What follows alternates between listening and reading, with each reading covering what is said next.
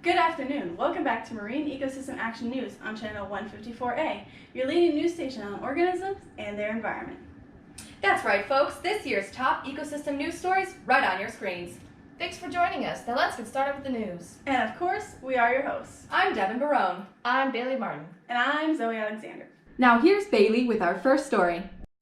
A new study shows that stickleback populations along the coast of California have evolved over the past 40 years, and climate change is altering their coastal habitats. Wow, no way, Bailey. Tell me more. It's true. The three-spined stickleback is evolving to have fewer lateral plates as their habitats become more pond-like due to this warmer, drier climate. And is this warmer climate also affecting their genetic composition? There is evidence that climate change is altering the genetic composition, but this change can be negative in the future if more predators are introduced to their environment. Well, it is refreshing that they're adapting. We don't see this happen very often in marine ecosystems. Let's move on to Zoe, who is going to talk about living among the coasts and the future of our dinner plates. Current research has shown that living closer to the ocean could support better mental health in poor urban coastal cities in England. The study suggests that blue spaces might improve health and well-being. How does this relate to the ecosystem?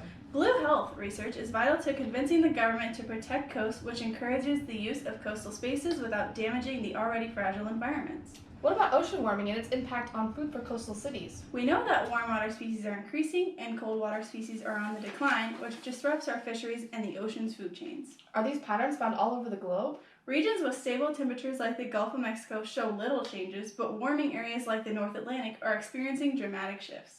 Okay, well let's move on to our thrilling success story for corals. Take it away, Devin. One of today's biggest breakthroughs comes from scientists at the University of Delaware. They are looking into 3D printed corals that could be more resistant against natural disasters that put the entire ecosystem at risk by causing a decline in complexity. What are these artificial corals made of, and how were they made? Well, 50 iPhone images were taken of a coral skeleton from all angles. These images were loaded into a 3D printer with materials such as polyester, cornstarch, and stainless steel powder. How does this affect the fish populations surrounding the coral? Current studies show that these artificial objects do not impact the behavior of the fish and do not impact the survival of the stony corals nearby. The fish just want protection. Whether it's artificial or from calcium carbonate, it's not significant. The fish showed no preference between materials, which suggests the possibility of using biodegradable cornstarch instead of plastic. What needs to happen along the reef in order for these 3D printed materials to be successful? Well, as long as coral larvae can... Wait! Oh! This just in. A deadly coral disease has spread through the Great Coral Reef along the southern Florida coast. The cause is currently unknown, but the disease has infected almost half of the corals from Martin County to the Lower Key.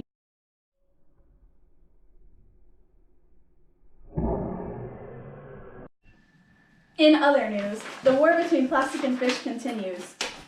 Yes, plastic has now moved into the fish nursery territory, preventing the fish from planning a response attack. Plastic has also generated a large base in the Pacific Ocean with plenty of replacement troops. Plastic now outnumbers fish larvae by 7 times, suggesting a quick demise for the fish. Adult fish have accumulated toxins and experienced gut blockage since the increase in plastic escalated, but the larval fish could be at a higher risk. More research is needed to determine the potential success or failure of the fish troops. If you can help at all, please visit www.helpthefish.org for any donations. Now, to an unexpected studio surprise.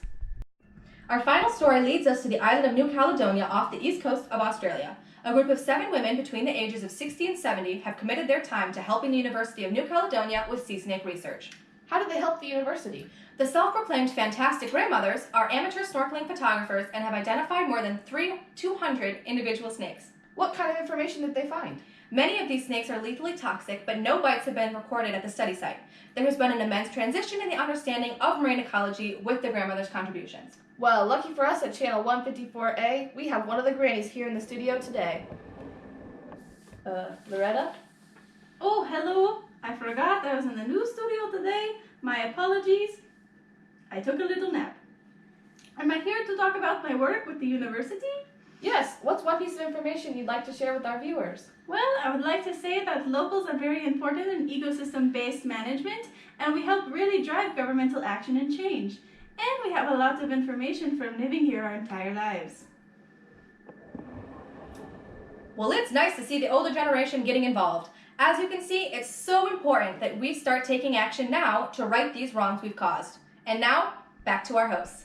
Well, that concludes our broadcast for today. We hope you all enjoyed the stories and learned something about the importance of our ecosystems. And again, we are your hosts. I'm Zoe Alexander. I'm Bailey Martin. And I'm Devin Barone. See you next time!